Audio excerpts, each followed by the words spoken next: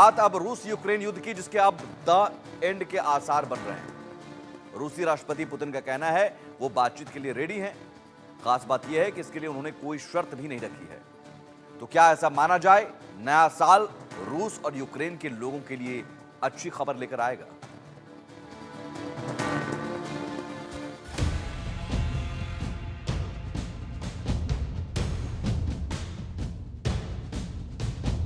अगले साल फरवरी में रूस यूक्रेन जंग को शुरू हुए 3 साल हो जाएंगे। रूस ने इसकी शुरुआत एक मिलिट्री ऑपरेशन के नाम पर की थी। तब माना जा रहा था यह ऑपरेशन 1 हफ्ते से ज्यादा शायद ही चले, लेकिन पश्चिमी देशों से मिल रहे हथियारों की मदद से जेलेंस्की आज तक पुतिन के सामने टिके हुए हैं। लेकिन अब इस युद्ध के खत्म होने की उम्मीद बन रही है। इस उम्मीद को हवा किसी और ने नहीं, खुद पुतिन ने दी है। राष्ट्रपति व्लादिमीर पुतिन ने कहा है वो युद्ध समाप्त करने के लिए डोनाल्ड ट्रंप के साथ संभावित वार्ता में यूक्रेन पर समझौता करने के लिए तैयार है। यूक्रेनी अधिकारियों के साथ बातचीत शुरू करने के लिए उनकी कोई शर्त नहीं है।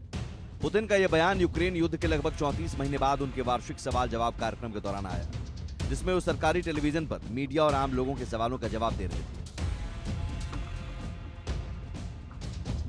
पुतिन के इस बयान के बाद उसके पीछे के मकसद पर सवाल उठने लगे। रूस के सैनिक लक्ष्य पूरे हो चुके हैं और आज की तारीख में वो यूक्रेन के 18% जमीन पे कब्जा करके बैठा है। इसलिए रूस अमेरिका के भावी राष्ट्रपति डोनाल्ड ट्रंप में इस युद्ध को खत्म करने का एक नजरिया देख रहा है। हालांकि पुतिन ने इस बात से इनकार किया। रूस इस समय कमजोर स्थिति में है। उन्होंने कहा रूस इस समय 2022 से ज्यादा मजबूत स्थिति में है, जब यूक्रेन पर कार्रवाई शुरू की थी। पुतिन ने कुछ समय पहले भी कहा था रूस संघर्ष के शांतिपूर्ण समाधान के लिए बातचीत को तैयार है, लेकिन यूक्रेन को नाटो में शामिल होने की अपनी जिद को छोड़ना होगा। लेकिन यूक्रेन और पश्चिमी देशों ने इन मांगों को खारिज कर दिया था। ऐसे में सवाल उठ रहे हैं, क्या पुतिन इस बार अपने देश के नागरिकों के दबाव में बातचीत के लिए रेडी हुए हैं, जो लगातार इस युद्ध का विरोध कर रहे हैं? इनके ऊपर इकोनॉमी का सबसे बड़ा प्रेशर है। इन्फ्लेशन क्योंकि बहुत ज़्यादा इंटरनल हाई है, ट्रेड लॉकअप्स बहुत ज़्यादा लग चुके हैं इंटरनली इनके यहाँ। और दूसरी चीज़, अभी जो अनएम्प्लॉयमेंट की वजह से इनके यहाँ जगह जगह प्रोटेस्ट होना शुरू हो गए हैं। बहरहाल पुतिन ने एक बार फिर बातचीत की मंशा जताई है, और वो भी बिना शर्त। ऐसे में माना जा रहा है जल्द ही ये महाजंग खत्म हो सकती है। Bureau report, India news. और हमारे साथ इस खबर पर मेजर जनरल रिटायर्ड जेके बंसल साहब हैं, डिफेंस एक्सपर्ट के तौर पर। मेजर साहब, ये 34 महीने लंबा चला युद्ध, हालांकि रूस ने भी नहीं सोचा होगा कि इतना लंबा खिंचेगा। उसे लग रहा होगा कि छोटा सा देश है, लेकिन नाटो देशों की मदद और अमेरिकी मदद के कारण ये लंबा खिंचता चला गया। अब क्या रूस को भी समझ में आ गया, पुतिन को भी समझ में आ गया कि अब इससे कोई फायदा नहीं होने वाला है? ट्रेनिंग बिल्कुल पसंद समझ में आ गया है, फायदा नहीं होने वाला। और हुआ भी क्या है, इन्होंने इतने अपने जनरल्स जो इतने बड़े बड़े थे उनको खो दिया है, और रूस की टेरिटरी पर कई बार जो है अटैक हो चुके हैं, वो एक्सपोज हो चुके हैं। कुर्स्क को अभी जो है अटैक करके उसके ऊपर अभी 4 महीने से भी ज्यादा हो गई है, वहाँ पे यूक्रेन बैठा हुआ है। तो हालांकि हर बार ये कहते हैं कि जी रूस की साख को पट्टा लगा है और उनकी घर पर अटैक हुआ है, लेकिन कुछ कर नहीं पाया, रूस एक्सपोज हो गया। अब लेकिन मुझे ऐसा लगता है कि बात जरूर हो रही है, लेकिन ये जो कहा जा रहा है कि हाँ पुतिन साहब जो है डोनाल्ड ट्रंप से बात करने को तैयार हैं और बिना शर्त के, लेकिन बिना शर्त तो है ही नहीं उसमें। तो वो सीधा कह रहे हैं कि भाई एक तो हम टेम्परेरी पीस नहीं करेंगे, परमानेंट सोल्यूशन होगा। दूसरा ये है कि जो हमारे पास में टेरिटरी है वो नहीं छोड़ेंगे। तीसरा ये है कि हम जो है जेलेंस्की तो वैध प्रेसिडेंट है ही नहीं, वहाँ की जो पार्लियामेंट है उससे बात करेंगे। वो कहते हैं कि पहले वहाँ पर इलेक्शन हो तब हम बात करेंगे।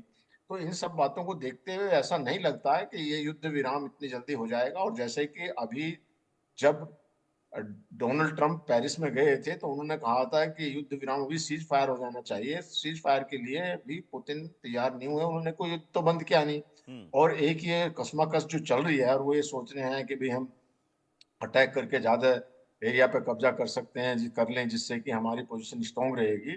तो उससे भी क्या फायदा होने वाला है? आप अगर शांति की तरफ जाते हैं तो उसमें तो ये होता है कि थोड़ा थोड़ा युद्ध को कम किया ये जाए। युद्ध का एक अगर दौर पहले भी दोनों के बीच हुआ, देखा, लेकिन उसके बाद कुछ दिनों तक, कुछ सालों तक शांति। तो वो कुछ सालों की शांति कम से कम नजर आ सकती है। हाँ देखिए, अगर युद्ध बंद हो जाता है तो कुछ सालों की शांति आ सकती है, पर आप एक बात देखिए कि ये युद्ध जो है ना सारा स्टार्टेड जो है वो रशिया ने किया हुआ। 5 दिसंबर 1994 को एक करार हुआ था, जिसमें कि यूक्रेन के पास में बहुत न्यूक्लियर वेपन्स थे, करीब 1500 के करीब थे, जो कि उन्होंने दे दिए थे। और रूस, चीन, अमेरिका, फ्रांस और ब्रिटेन ने ये गारंटी ली थी कि उनका सुरक्षा की जाएगी। अब हो रहा उल्टा, जो रूस सुरक्षा की गारंटी ले रहा था वही अटैक किया जा रहा है। अभी जो जब अटैक किया था तो अटैक इस जो है इस मंशा से किया था कि वो यूक्रेन को कब्जा करना चाहते थे। नहीं तो उन्होंने कहा जी नेटो में शामिल हो रहा है यूक्रेन, इसलिए हम अटैक कर रहे हैं। तो ये बात नहीं थी। अगर इसी बात को प्ली को लेना है तो स्वीडन और जो अपना क्या कहते हैं फिनलैंड, वो भी अभी रिसेंटली उसमें शामिल हुए हैं। और जी। मुझे नहीं समझ में आ रहा कि यूक्रेन के जो प्रेसिडेंट हैं वो 8-10 साल से ट्राई कर रहे हैं, और उनको यूक्रेन को जब नाटो में शामिल नहीं किया, वो इस जिद को क्यों अड़े हुए हैं? जिनको उनको करना था तो उन्होंने जो है टर्की जो नाटो का मेंबर है उसके ऑब्जेक्शन के बाद भी स्वीडन और फिनलैंड इसमें शामिल हुए हैं। तो ये सारे तर्क और जस्टिफिकेशन बेकार के हैं। लेकिन वो रशिया का इरादा ये था कि हम यूक्रेन को अपनी टेरिटरी तो फिर बना ये लें, उसको दांव कब्जा क्या किया है? जाए। पुतिन अगर कह रहे हैं कि हम बातचीत करने के लिए तैयार हैं, बिना शर्त बातचीत करने के लिए तैयार हैं, किस तरह का दांव है? और खासतौर पर डोनाल्ड ट्रंप की शपथ से पहले। देखिए ये जो है एक मतलब दांव तो ये कह रहे हैं कि हम बिना शर्त के लिए तैयार हैं, लेकिन जब टेबल पे आएंगे तब पता लगेगा। फिर भी उन्होंने ये कहा है, जो पत्रकारों के जो उन्होंने अभी एक प्रेस कॉन्फ्रेंस की थी, कि हम किसी कमजोर स्थिति में नहीं हैं और हम जो है अपना कोई हमारा हम युद्ध बंद नहीं करेंगे। जब युद्ध बंद करने के लिए वो तैयार नहीं है, और वो कह रहे हैं हम टेरिटरी भी नहीं छोड़ेंगे, और वो ये कह रहे हैं हम वो नाटो में भी शामिल नहीं हो। और जो है यूक्रेन तो पूरा बर्बाद हो गया। तो ये है कि भाई ठीक है, यूक्रेन को बर्बाद हो गया है, और उसमें नाटो भी एक बड़ा एक बड़ा ढीलम नहीं, ढाल हाल के दिनों रहा में है पुतिन का नाटो। तेवर दिख रहा था कि हम परमाणु हमला भी करेंगे, हम मिसाइल अगर हमला किया जाता है तो परमाणु हमले से जवाब देंगे, नई परमाणु नीति पर हस्ताक्षर कर दिया था। लेकिन अब ये बदला बदला तेवर। हाल के दिनों में पीएम मोदी भी दोनों देशों में गए थे, दोनों देशों के राष्ट्राध्यक्ष से बातचीत की थी और साफ साफ संदेश दिया था कि युद्ध से किसी समस्या का समाधान नहीं होगा। तो अगर पुतिन बातचीत की टेबल पर आते हैं, युद्ध समाप्त होने की ओर अगर परिस्थितियां बढ़ती हैं, भारत के लिहाज से क्या आप देख रहे हैं? देखिए इतनी जो एक रिपोर्ट्स जरूर थी पहले, कि जब एक बार, ये आज से नहीं, वो तो युद्ध के शुरू में ही जो है रशिया ने कह दिया था कि हमारी अगर टेरिटरी पे या हमारी सॉवरेनिटी को खतरा होता है तो हम टैक्टिकल न्यूक्लियर वेपन यूज करेंगे।